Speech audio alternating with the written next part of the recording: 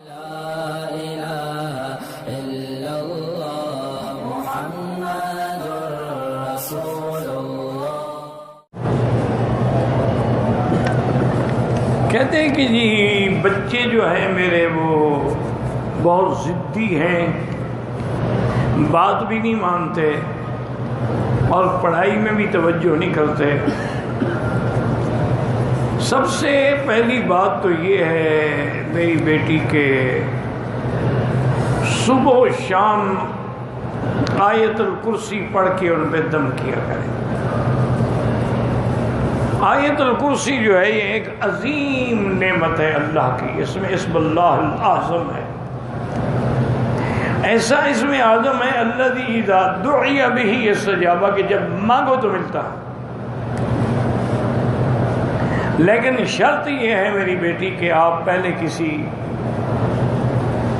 قاری سے آیت الکرسی کو صحیح پڑھنا سیکھ لیں کہ ہم نے اس کا تلفظ کیسے ادا کرنا ہے۔ دوسرا یہ ہے کہ پھر جب پڑھیں تو اس کے ایک ایک حرف پر آپ کا ایمان اور عقیدہ ہو کہ اللہ لا الہ الا ہو، کوئی معبود برحق نہیں مگر اللہ، الحی القیوم، جو زندہ ہے اور کیا اس کے بعد بھی زندہ رہے گا، جس پہ کبھی فنا نہیں آئے گی۔ ایک ایک لفظ پر آپ کا ایمان۔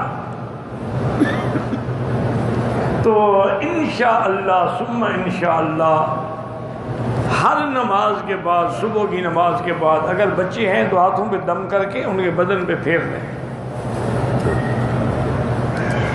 اگر وہ نہیں ہے مثلاً مدرسے چلے گئے تو آپ پڑھ کے دم کر دیں،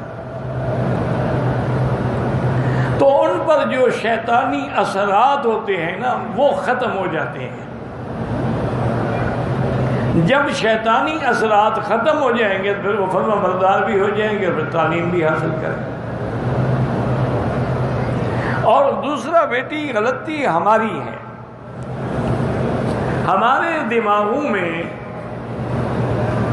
جدید معلومات نے یہ بات بٹھا دی ہے کہ جی بچہ جو بھی شرارت کرے اس کو مت روکو، اس کو ڈسٹرب نہ کرو، بڑا ہوگا خود بخود ٹھیک ہو جائے گا۔ یہی غلطی ہے بنیادی۔ بچے کی تربیت جو ہے ویسے تو ماں کی گود میں ہوتی ہے، لیکن جب 4 سال کا بچہ ہو نا تو اس وقت سے اس کی تربیت کا لحاظ کریں، اس کو وضو سکھائیں، کلمہ شریف سکھائیں، اللہ کا نام سکھائیں، اپنے ساتھ کھڑے ہو کے نماز پڑھنا سکھائیں، باپ انگلی پکڑ کے مسجد میں ساتھ لے جائیں۔ اس وقت سے جو آپ تربیت کریں گی نا تو نقش کل حجر ہوگی، ان کے دلوں میں نقش بیٹھ جائے گا، پھر وہ کبھی نہیں بھٹکیں گے۔ آپ حیران ہوں گی کہ یورپ میں، لندن میں، امریکہ میں، اب تو میں مدت ہو گئی سفر نہیں کرتا، لیکن پہلے میں ہر سال مختلف ملکوں میں جاتا تھا،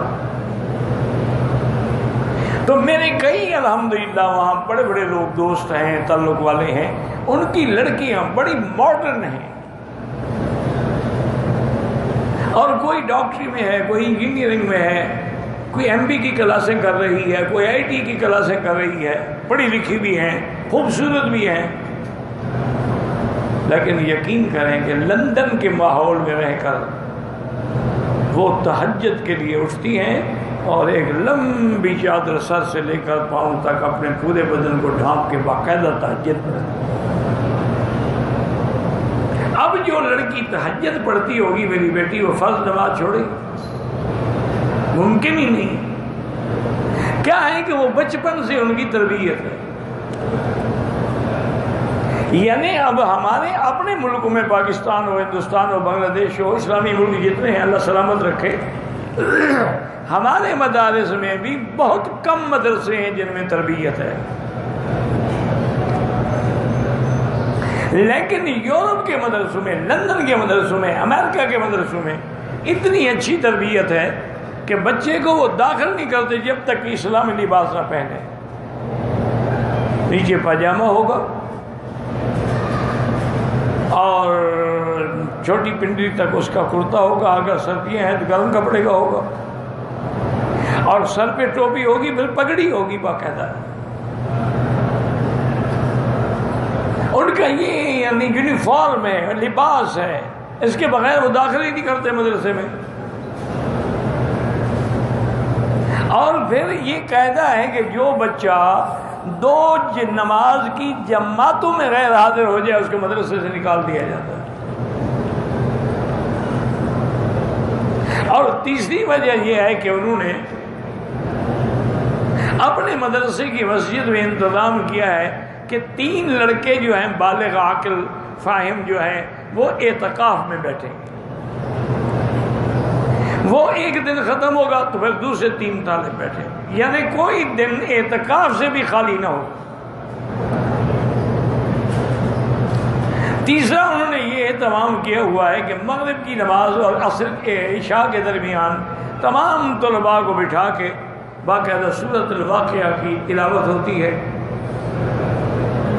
اور پھر اللہ سے دعا کی جاتی ہے کہ یا اللہ ہمیں، ہمارے طلبہ کو، ہمارے مدرسے کو ہماری ضروریات سے کسی بندے کا محتاج نہ کرنا، اپنے خزانہ غیب سے رزق کرنا۔ یقین فرمائیں، وہ کہتے ہیں کہ ہر سال ہمارا بجٹ بچ جاتا ہے، ہم دوسرے مدرسوں کو بھیجتے ہیں۔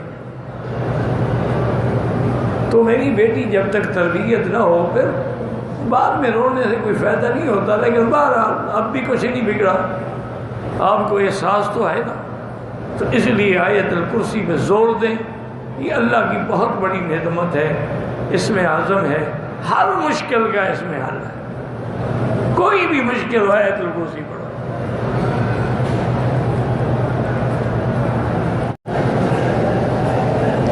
اولاد کے لیے سب سے بڑی جامع دعا جو ہے قرآن میں، ربنا هب لنا من ازواجنا وذرياتنا قرة اعین واجعلنا للمتقین اماما۔